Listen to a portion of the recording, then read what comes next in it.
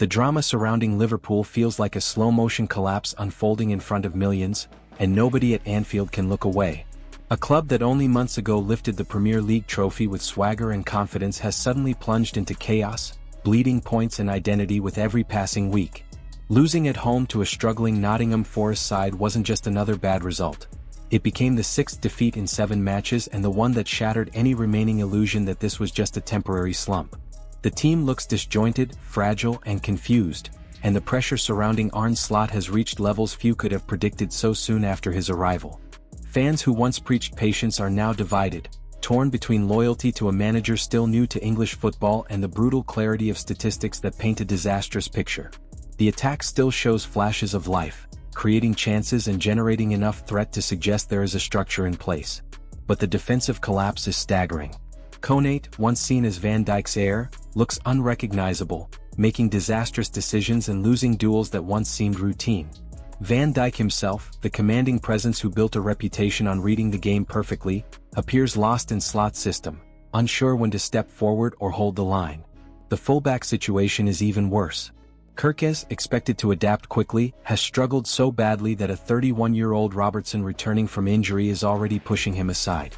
On the opposite flank, Szoboszlai is being forced into a role that does not suit him at all, exposing weaknesses that opponents are exploiting mercilessly.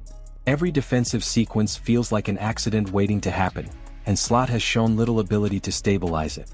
Inside the boardroom, patience is wearing thin. Liverpool World reports that the club has already drafted a shortlist of potential replacements, a move that signals how seriously they view the situation. The biggest shock is the presence of Jurgen Klopp's name. Bringing back the man who delivered some of the greatest moments in modern club history would be a dream scenario for supporters, but it also highlights the desperation behind the scenes. Klopp left on his own terms, exhausted, emotionally drained, and unwilling to continue. Yet the board seems willing to explore even the most unlikely solutions if the downward spiral continues. Andoni Iraola has also emerged as a top candidate, admired for his work at Bournemouth where he built a competitive side with limited resources. His ability to develop players, create structure, and impose a clear identity appeals strongly to Anfield decision-makers. But Liverpool are not the only club impressed by his work. Any move for Iraola would become a battle, and Bournemouth will not let him go easily. Then there is Oliver Glasner, who has already proven his tactical edge against Liverpool. His teams have defeated the Reds 3 times this season across different competitions, a resume that speaks louder than any interview. His discipline, structure, and defensive organization are exactly what Liverpool currently lack.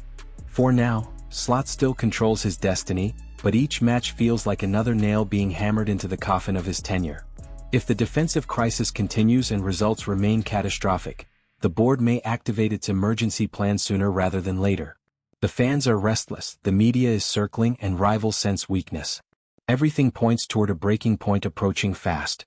While Liverpool battles internal collapse, Barcelona are once again dreaming big without the financial muscle to match their ambitions. Deco sees Pedro Neto as the perfect addition, a player whose versatility, explosiveness, and tactical intelligence could transform a predictable attack. Neto's ability to operate on either wing or through the center, beating defenders and creating danger in multiple ways, makes him a rare asset. But Chelsea value him deeply. He is a key component in Maresca's pressing system and transition play, and the London side refused to consider selling him for anything less than €80 million. For Barcelona, trapped under strict financial restrictions, that number feels impossible. The gap between desire and reality has rarely been clearer. Meanwhile, the Premier League transfer battlefield is preparing for another war, this time over Murillo. Nottingham Forest Brazilian defender has become one of the most sought-after talents in England, an elegant yet powerful centre-back capable of progressing the ball through midfield with confidence. Arteta sees him as a perfect fit for Arsenal's build-up system, while Chelsea view him as a potential cornerstone of their defensive future. Liverpool, desperate to rebuild their back line, have also entered the race, aware that Van Dijk and Konate may not define the next era. Forest know they hold a valuable asset, and with interest rising, their asking price could reach €90 million. The question is no longer who wants him, but who will dare to pay. The bidding wars don't stop there. Tottenham and Chelsea are prepared to drop $70 million on Nico Williams, a winger whose pace, dribbling, and creativity make him one of La Liga's most electrifying young talents. Both clubs lack cutting edge in the final third and see Williams as a potential game changer.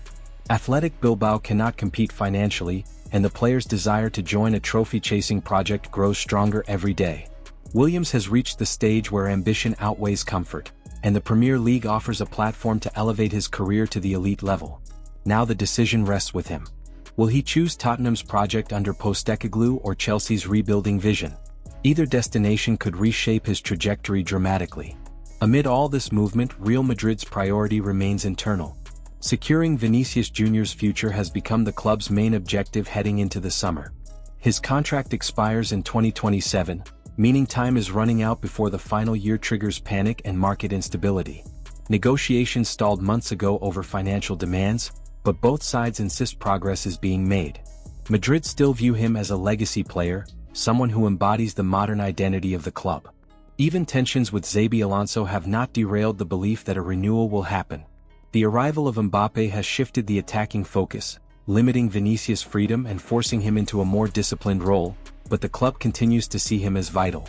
The new contract is expected to elevate his salary to match his status, placing him among the highest earners in the squad. Insiders claim the deal is practically agreed, with only final details remaining. Once signed, months of speculation will evaporate, securing Madrid's attacking future and eliminating the risk of losing one of their most valuable assets.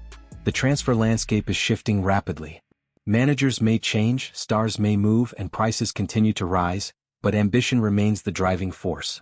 Liverpool may replace their manager, Barcelona may chase another dream signing, the Premier League may secure another La Liga star, and Real Madrid may lock down a cornerstone of their identity. The next few months will define careers and reshape European football. If you enjoyed this deep dive into the chaos and power plays shaping the football world, make sure to hit that like button, subscribe to the channel, and drop your thoughts in the comments. Should Liverpool sack Slot? Will Barcelona land Neto? Where will Nico Williams end up? Let's hear your predictions because the next chapter of this transfer saga is just beginning. Stay tuned.